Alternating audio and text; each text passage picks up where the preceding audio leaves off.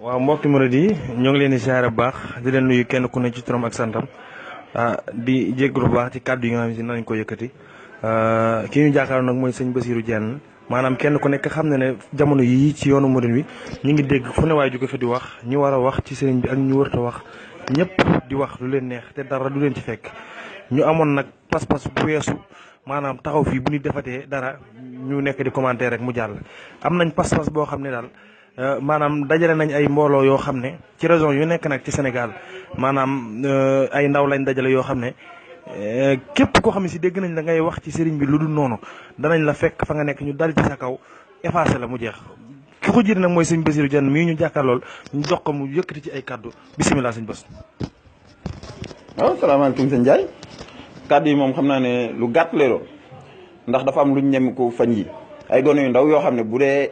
ñàkk ab yar dong ci lañ ko teg am na ñu mën a jëflante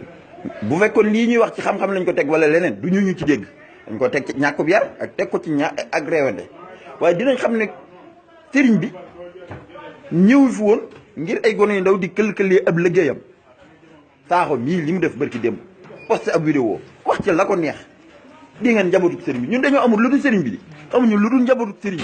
bi moo tax dañoo bàyyeetul kenn ngay wax lenn loo xam ne dina la neex dañoo taxawal nag kuréel goo xam ne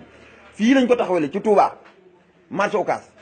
mi ngi amagul nañ ko nag ci ñeenti région dañ ko bëgg am ci région yëpp fépp foo xam ne nit taxaw na fa waxati lenn ñu fekk la fa toj sa lëfu ndey katt sa dijjëw ndey lu leer nañ ñi lii ma lay wax du ay caaxaan bu fekkee ndar nga ko wax ak kuréelu ndar gi fekk la fa toj sa lëfal ndey bam ndar yi bu fekkee Dakar nga ko wax ñu fekk la fa Dakar toj sa lëfal ndey ba